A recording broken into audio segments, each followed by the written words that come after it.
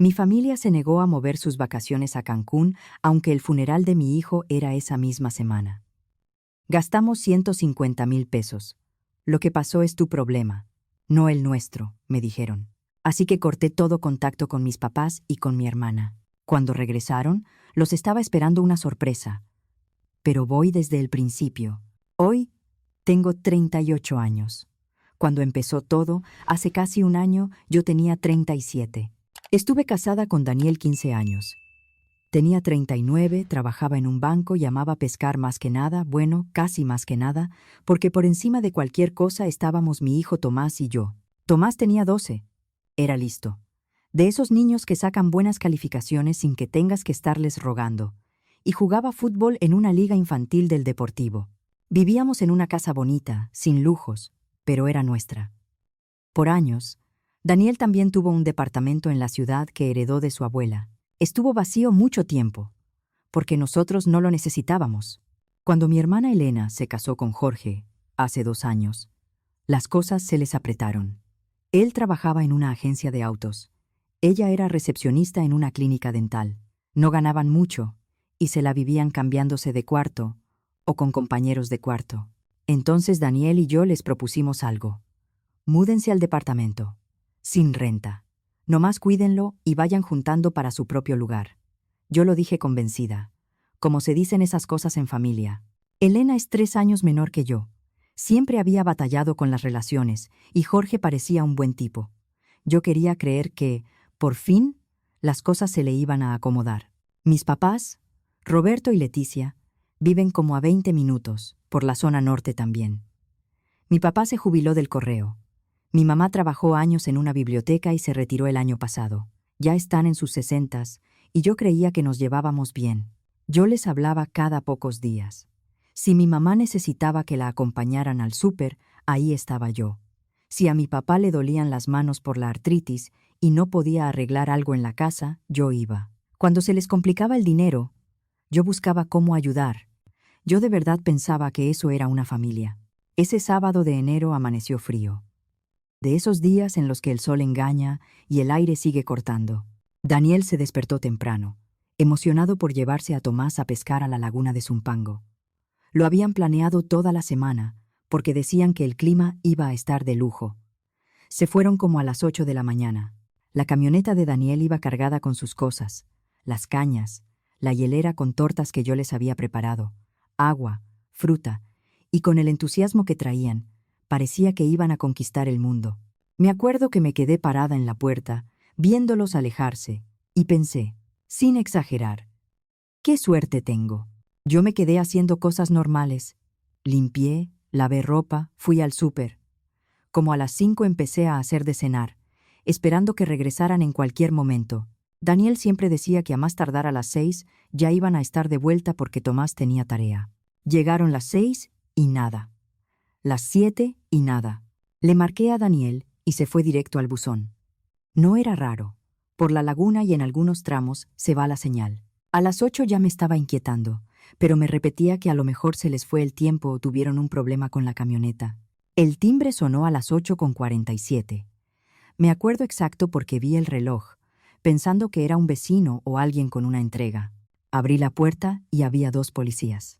¿Mariana Paredes?, me preguntó el mayor, con una cara seria que me heló.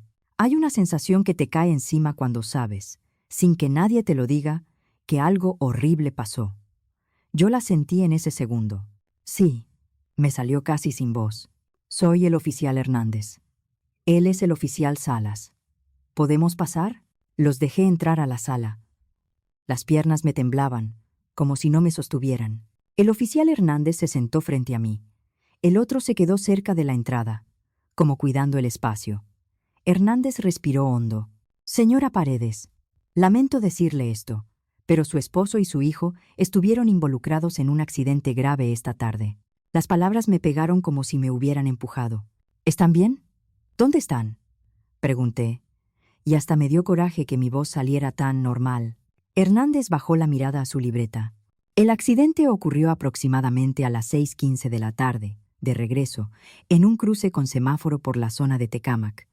Un conductor en estado de ebriedad se brincó la luz y se impactó del lado del conductor. Yo sentía que no estaba respirando. «Dígame nada más si están vivos», le dije, y la voz se me quebró. Hernández me miró con una tristeza que no se le iba a quitar nunca. Su esposo falleció en el lugar. Lo siento mucho. El mundo se quedó en silencio. Yo escuché las palabras, pero no entraban. Daniel muerto. No, no podía ser. Me había dado un beso en la mañana. Se iba a regresar a contarme cuántos peces sacaron. Tomás iba a entrar a la casa hablando a 1000 por hora. ¿Y Tomás? Logré decir. El niño está vivo, pero está en estado crítico. Tiene lesiones importantes, incluyendo un traumatismo cráneoencefálico. Por la póliza de Daniel, lo trasladaron al Hospital Ángeles Lindavista. Está en cirugía. No recuerdo bien lo que pasó después. Recuerdo que el oficial Salas me llevó en la patrulla porque yo no estaba en condiciones de manejar. Recuerdo que el oficial Hernández manejó mi coche detrás.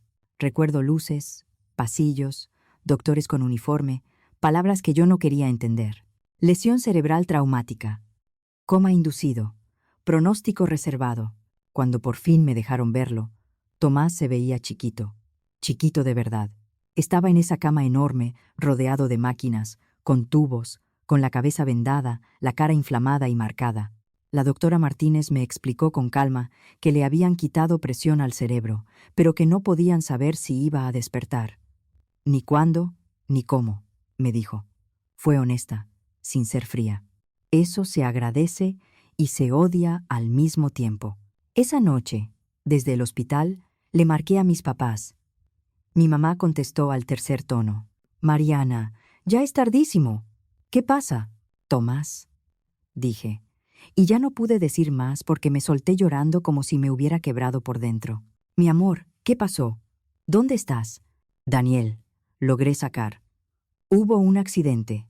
Daniel, ya no está. Tomás está en coma». Hubo silencio. Un silencio pesado, de esos que te hacen más daño que cualquier grito.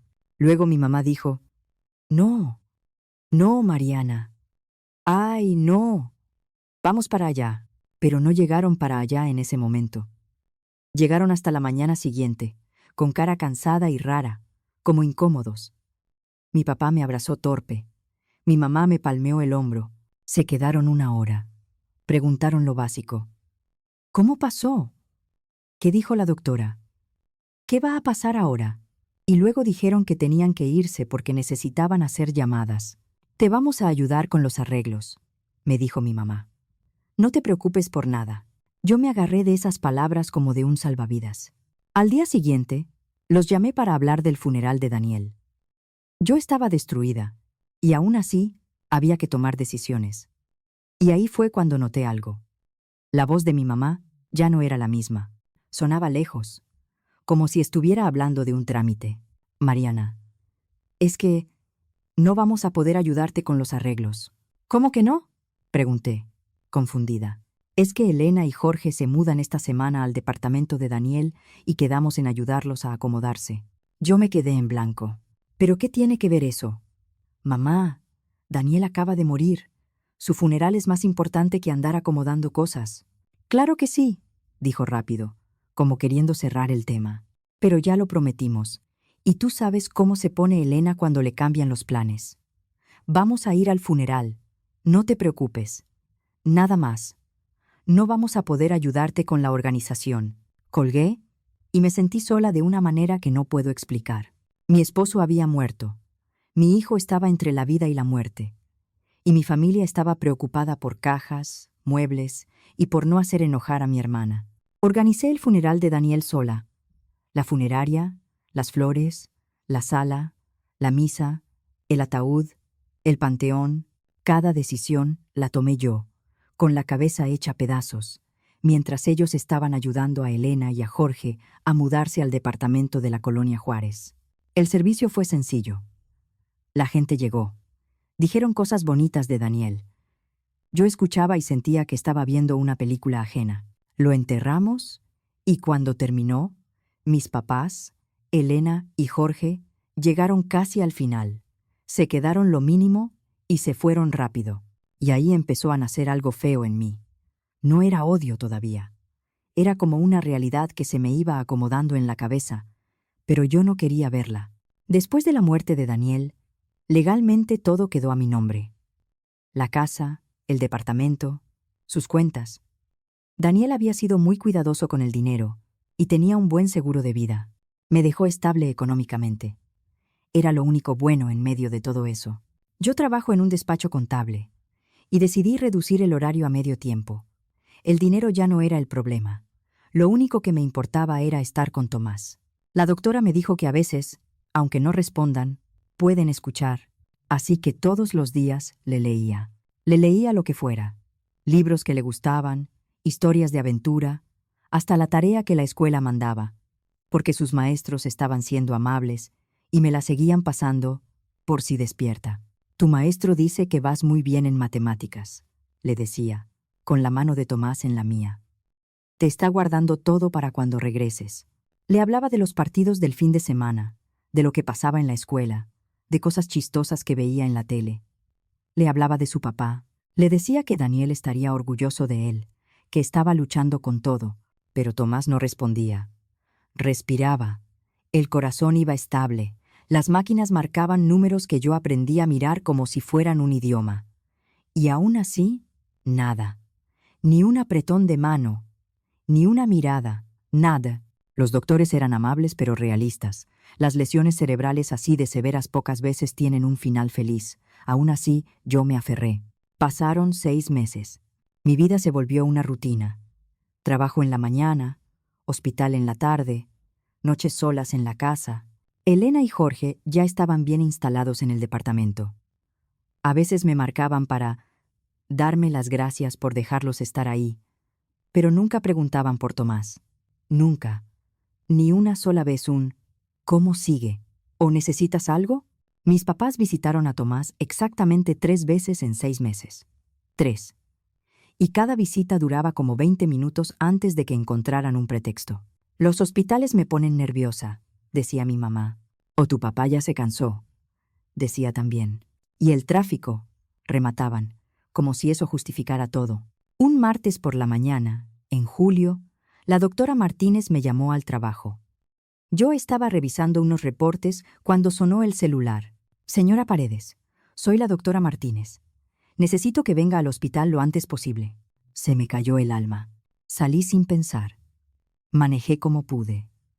Cuando llegué, la doctora me esperaba afuera del cuarto de Tomás, y por su cara supe todo antes de que abriera la boca. Señora Paredes, lo siento muchísimo. Tomás falleció hace aproximadamente 1 hora. Su cuerpo ya no pudo más. Sentí un golpe. Literal. Me fui para atrás y tuve que agarrarme de la pared. Pero estaba estable, dije, casi reclamando. Ayer lo vi igual que siempre. A veces, con lesiones tan graves, el cuerpo se rinde, me explicó, y se le quebró un poquito la voz. No había nada más que pudiéramos hacer. De verdad lo siento. Entré al cuarto y lo abracé por última vez. Tomás se veía tranquilo, como dormido.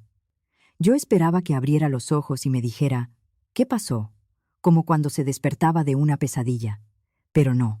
Mi niño se había ido. Manejé de regreso a casa y me senté en la sala durante horas, llorando hasta que ya no me salía nada. Cuando por fin pude respirar sin ahogarme, tomé el teléfono y marqué a mis papás. Mamá, Tomás murió hoy. Hubo una pausa. Ay, Mariana. Lo siento, dijo mi mamá. Su voz era plana, como si le hubiera dicho que se me descompuso el refrigerador. Yo me quedé helada, pero seguí. Necesito ayuda con el funeral, le dije. No puedo hacer esto sola otra vez. Pues eso va a ser un problema, contestó ella, como si estuviera hablando de un cambio de plan. No podemos ayudarte con eso, y tampoco vamos a poder ir al funeral. Yo pensé que había escuchado mal. ¿Qué? ¿Cómo que no van a ir? Mañana volamos a Cancún con Elena y Jorge. Es un viaje familiar. Lo planeamos desde hace meses. Era martes. Tomás acababa de morir, y mi mamá me estaba hablando de un vuelo al día siguiente. Me quedé sin reacción un segundo, y luego me salió la voz como un grito bajito. Mamá, mi hijo acaba de morir. Tu nieto acaba de morir. ¿Cómo que se van de viaje? ¿Lo pueden mover? Claro que no, dijo cortante. ¿Tú sabes cuánto dinero se gastó en esto? 150,000 pesos. No se puede reprogramar. Se pierde. Yo sentía que me ardían las manos. ¿Están escogiendo unas vacaciones sobre el funeral de Tomás? Mariana, tú eres una mujer fuerte. Vas a poder con esto, dijo como si me estuviera dando un consejo. Así como pudiste con el funeral de Daniel. No nos necesitas ahí. Y la verdad, ese dinero no se puede tirar. Y me colgó. Me quedé viendo el celular con la mirada fija, como si fuera algo que no entendía. Sentí como si me hubieran pegado en el estómago. No me dio tiempo ni de procesarlo cuando sonó el teléfono otra vez. Era Elena. Mariana, mamá me habló, dijo sin saludar. Mira, sí, lo de Tomás está muy triste, pero no vamos a cancelar el viaje. No sonaba triste, sonaba fastidiada. Elena. Es el funeral de Tomás, dije. Y me odié por sonar como si estuviera pidiendo un favor. Es tu sobrino. Y lo siento, pero eso es tu problema, no el mío, soltó ella, y ahí sí me quedé sin aire. Además, estoy embarazada, ¿me entiendes? Esto puede ser mi última oportunidad de descansar antes de que nazca el bebé. Yo llevo meses esperando este viaje, y no lo voy a perder por esto. Yo estaba tan impactada que no me salían palabras. Tú no tienes derecho a pedirnos que cancelemos, siguió. Ya pagamos todo. Yo necesito este descanso. Tú resuelve tus cosas y déjanos en paz. Y también me colgó. Me quedé en silencio. En 10 minutos, mi familia me dejó claro que una playa era más importante para ellos que mi hijo muerto, que yo estaba sola. Pero en ese momento sentí algo que no había sentido en meses. Claridad, como si por fin se me acomodara la cabeza. Está bien, me dije. Primero entierro a mi hijo. Luego veo qué hago con ustedes. Llamé a mi amiga Sara. En cuanto escuchó mi voz, no preguntó mucho. Llegó a mi casa y se sentó conmigo. Entre las dos organizamos el funeral de Tomás. Otra vez lo hice yo todo. Pero esta vez ya no esperaba que mi familia apareciera. Ya no esperaba apoyo. Ni siquiera esperaba que fingieran que les importaba. Entre el acta, la funeraria y conseguir espacio en el panteón, se fue hasta el jueves. El velorio y el entierro de Tomás fueron ese jueves por la mañana. Fue pequeño. Estábamos Sara y yo, unos compañeros de trabajo de Daniel que recordaban a Tomás de alguna convivencia, y la maestra Rocío Rodríguez, que se aventó el camino para estar ahí. Mis papás mandaron una corona. Ni siquiera fueron capaces de mandarla ellos. Llegó con un recado corto, impreso, como si fuera un trámite. Yo la vi y sentí más coraje que consuelo. El padre habló de la esperanza, de que Tomás estaba con su papá. Yo intenté agarrarme de esa idea. No lloré en la capilla. Ya había llorado todo en mi casa. En el funeral sentía una calma rara, como si estuviera viendo mi vida desde fuera. Cuando bajaron el ataúd pequeño de Tomás a la tierra, junto a la tumba de Daniel, me quedé parada pensando que mi familia, en ese momento seguramente estaba entrando a un hotel con pulsera, subiendo fotos, riéndose y pidiendo bebidas junto a la alberca. Después del entierro, Sara me dijo que se podía quedar conmigo. Gracias, le contesté. Pero necesito estar sola. Tengo cosas que hacer. Y sí, tenía cosas que hacer. Ese mismo día manejé al departamento de Daniel, el de la colonia Juárez, donde vivían Elena y Jorge. Yo tenía llaves. Era mi departamento. Lo heredé. Yo lo pagaba. Yo decidía. Antes de entrar, me senté un minuto en el coche y escribí un correo breve a Elena y a Jorge. Les dije que, a partir de ese día, quedaba revocado el permiso de uso del departamento y que sus cosas serían resguardadas y entregadas. Tomé una foto del correo enviado. Tomé fotos de la puerta, del medidor, de la sala. No por gusto. Por claridad. Entré y empecé a empachar. No avanté nada. No rompí nada. No hice teatro. Simplemente empecé. Ropa, zapatos, libros, documentos, trastes, cosas de cocina, adornos, ese foco horrible que la mamá de Jorge les había regalado, todo, en cajas, en bolsas, en lo que encontré. Trabajé en silencio, con una calma que me sorprendió. Me tomó como 3 horas empacar su vida. Mientras lo hacía, me los imaginaba en la playa, con el celular en la mano, sonriendo, como si el mundo no se estuviera cayendo en pedazos del otro lado. Llamé a una mudanza y pagué extra para que fueran ese mismo día. Luego manejé a la casa de mis papás. Yo también tenía llaves de ahí, de emergencia, desde hace años. Le dije a los de la mudanza que dejaran todo adentro, en la sala, no en el patio, no afuera, adentro, y que lo dejaran en un montón, cajas y bolsas, una encima de otra, así, como llegó. Regresé al departamento y llamé a un cerrajero. Quiero cambiar todas las chapas, le dije. La cerradura principal y la de seguridad. Todo. El cerrajero lo hizo sin preguntar de más. Me entregó nuevas llaves. Las llaves que Elena y Jorge tenían ya no iban a servir. Después me fui a mi casa y prendí la computadora. Abrí la aplicación del banco y empecé a quitar domiciliaciones. Durante años yo había estado cubriendo cosas para mi familia, tantas, que hasta se me habían ido olvidando. Quité la domiciliación del seguro del auto de mis papás. Dejé de pagar ese seguro médico complementario que yo cubría porque mi mamá decía que, por si acaso, di de baja una suscripción de una revista que mi papá recibía cada mes. Cancelé la cuenta de Netflix que estaba a mi cargo porque ella nunca quiso aprender a poner su propia tarjeta, y dejé de hacer el pago domiciliado que yo hacía a su tarjeta para el súper. Luego me fui con Elena. Su plan de celular, que yo pagaba desde que andaba apretada. Fuera. La ayuda para el coche, que yo le daba desde la boda porque quería que empezaran sin tantas deudas. Se acabó. Y la membresía del gimnasio que le regalé, también. Con cada cambio me acordaba del motivo. Es que se nos juntó todo.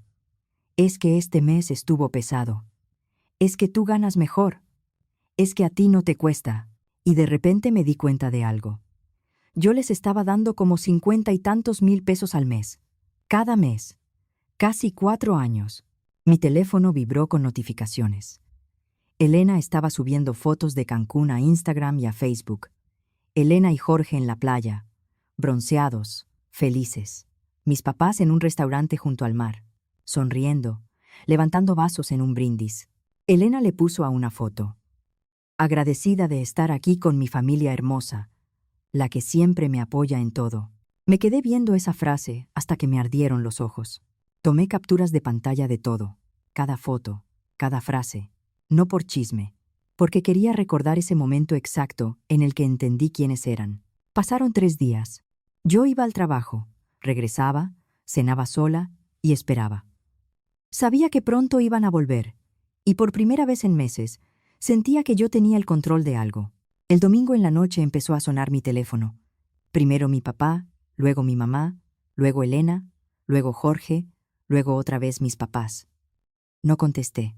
Estaba en la sala, separando cosas de Tomás para donarlas, y dejé que el teléfono sonara y sonara. Después empezaron los mensajes de voz. La voz de mi mamá, apretada de coraje.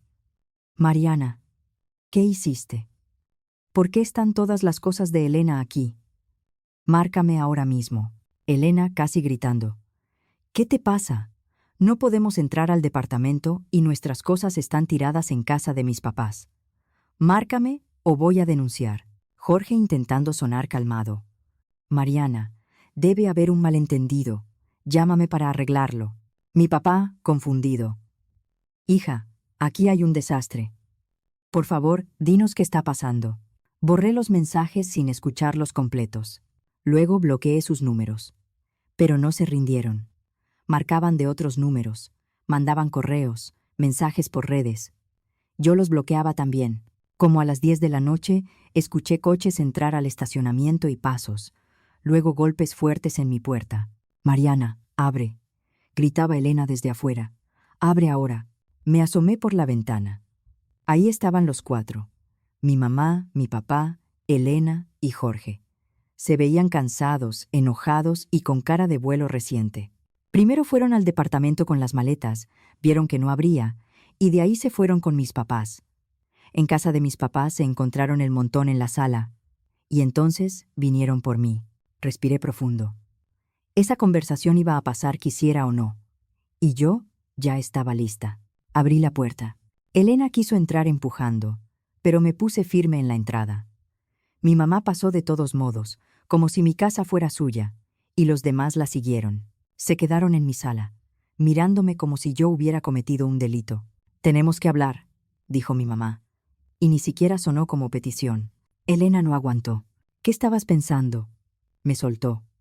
«Nuestras cosas están en casa de mis papás como si fueran basura, y no podemos entrar al departamento». Yo la miré sin levantar la voz. «Ya no es tu departamento». «¿Cómo que no?», dijo, y se le abrió la boca. «Cambié las chapas», le dije. «Ya no viven ahí». Elena se quedó un segundo en blanco. Luego se encendió. «No puedes hacer eso. Tenemos derechos». «Ahí no hay contrato», contesté. Era un favor, un permiso, y lo retiré. Jorge dio un paso. Nervioso. «Mariana, entiendo que estás dolida. De verdad. Pero esto no se hace así. Nosotros no tenemos a dónde ir». Yo lo miré con calma. Lo pudieron pensar antes de decirme que la muerte de mi hijo era mi problema, no el suyo. El silencio fue pesado. Elena bajó la mirada un instante. «Yo estaba alterada», dijo, más bajito. «No lo dije así». «Sí lo dijiste», le contesté. «Y también dijiste que necesitabas descansar antes de que naciera tu bebé, y que por eso el funeral de Tomás no valía cancelar un viaje». Mi mamá se metió, indignada. «Mariana, estás exagerando. Sabemos que estás mal, pero eso no justifica que hagas esto. Así no se trata a la familia». Yo solté una risa corta, sin ganas. «¿Familia?», dije. «¿De verdad? ¿Vienes a hablarme de familia?». Mi papá levantó las manos, como queriendo mediar. «Hija, claro que somos familia. Hemos tenido problemas, pero esto se puede arreglar». Elena, que hasta ese momento estaba en modo defensa, de pronto cambió la cara. Me miró fijo y dijo, con un tono que me dio asco: «Ya entendí. Ya me diste una lección. Ya, ¿no? Entonces dame las llaves nuevas y lo dejamos así». Yo la vi, sin parpadear. «No». Elena se quedó helada. «¿Qué?», dijo.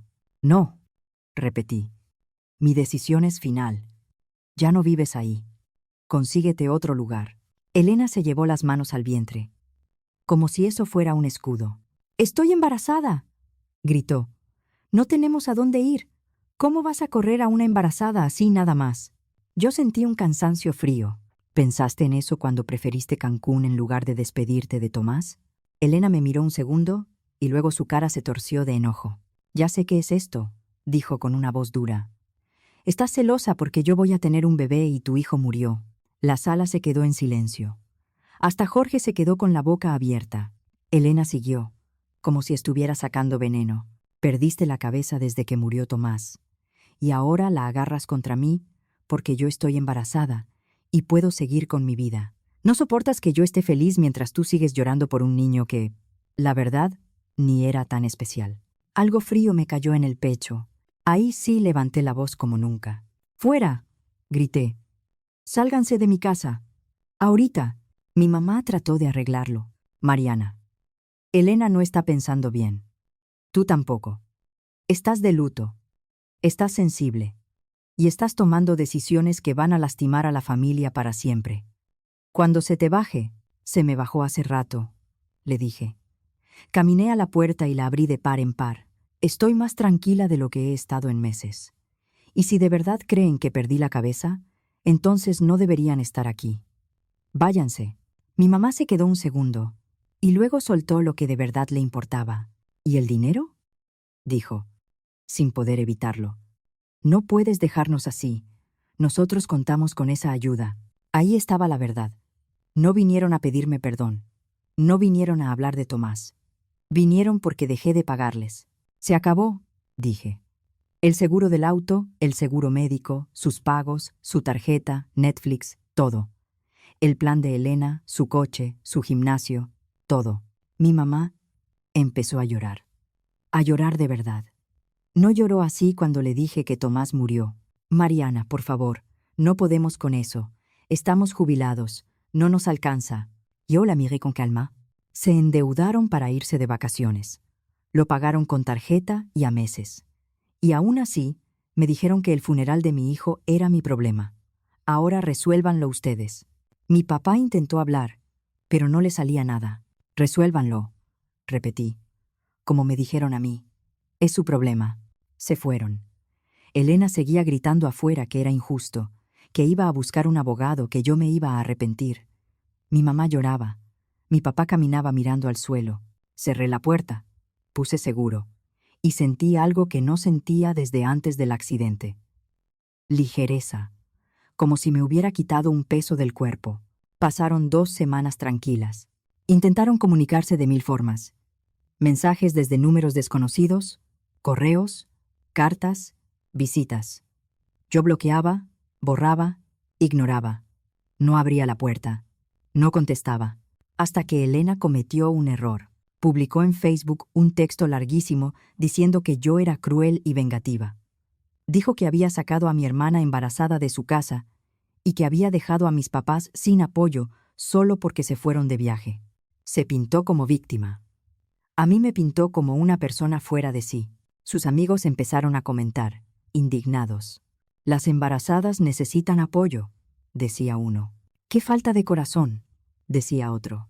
Pero luego empezaron a comentar otras personas. Gente que sí sabía. Vecinos, conocidos, gente que estuvo en el funeral de Daniel. Gente que sabía la historia del accidente y los meses del hospital. La maestra Rocío Rodríguez escribió: yo estuve en el funeral de Tomás. Ellos no estuvieron. Y era su nieto y su sobrino. Eso prendió la mecha. ¿Cómo que no estuvieron?, preguntó alguien. ¿Dónde estaban?, preguntó otra. Y entonces, la gente empezó a unir piezas. Uno recordaba que Elena subió fotos del viaje. Otro decía que vio a mis papás en el aeropuerto. Otro preguntaba fechas. Y de repente, el cuento de «¡Ay, pobrecita Elena!» ya no se sostenía. Yo estuve leyendo todo, con el corazón latiéndome en la garganta. No quería hacer un espectáculo, pero tampoco iba a dejar que me inventaran como villana cuando yo acababa de enterrar a mi hijo. Así que escribí un solo comentario. 1. Elena, tienes razón en que la relación familiar ya estaba dañada. Se dañó cuando tú, Jorge, mi mamá y mi papá eligieron irse de vacaciones a Cancún en lugar de asistir al funeral de mi hijo de 12 años. Me dijeron que su muerte era mi problema, no el de ustedes, y que ese viaje era más importante que despedirse de Tomás. Ojalá Cancún haya valido la pena. Eso fue todo. Los comentarios explotaron. La gente se horrorizó. Algunos se disculparon por haberse ido con la primera versión. Otros le reclamaron a Elena y a mis papás. Elena borró su publicación a las pocas horas, pero ya era tarde. Las capturas ya estaban circulando. Y no solo por chisme, por indignación real. Han pasado 6 meses desde entonces. No he hablado con ninguno de ellos. Primero resolví lo del departamento. Lo puse en regla y lo renté a una pareja joven que paga lo que cuesta en realidad. Dejarlo prestado ya no era un acto de amor, era permitir abusos. Después dejé mi trabajo. No de un día para otro, poco a poco. Y sí, empecé a viajar, pero no por presumir, sino porque Daniel y yo siempre hablábamos de hacerlo y nunca había tiempo. Me fui a Oaxaca, a Mérida, a Puebla, a Baja California Sur, a Chiapas. Fui a lugares donde nadie me conocía, donde podía respirar sin sentir que todo me recordaba lo que perdí. Escribo esto desde un café en San Cristóbal de las Casas. Afuera hace fresco y huele a lluvia. Hay gente pasando con bolsas, parejas hablando bajito, vida normal. Y yo, por primera vez en mucho tiempo, siento que puedo existir sin estar en modo supervivencia. Cuando termine este viaje, me voy a mudar a un lugar de montaña. A Mineral del Chico, Hidalgo. Siempre me gustaron los bosques y el silencio. Y ya no hay nada que me amarre a donde vivía. Mi casa tiene recuerdos en cada esquina, y yo necesito un inicio nuevo. A veces la gente me pregunta si extraño a mi familia. La respuesta honesta es no. Extraño la familia que yo creía tener, la que pensé que me iba a abrazar cuando se me acabó el mundo. Pero esa familia no existía. La familia real, la que eligió una playa en lugar del funeral de un niño, esa no la extraño.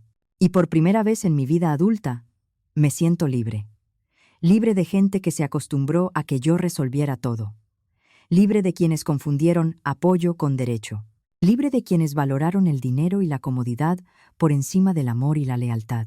Libre para construir una vida nueva con personas que sí sepan lo que significa estar de verdad cuando más se necesita.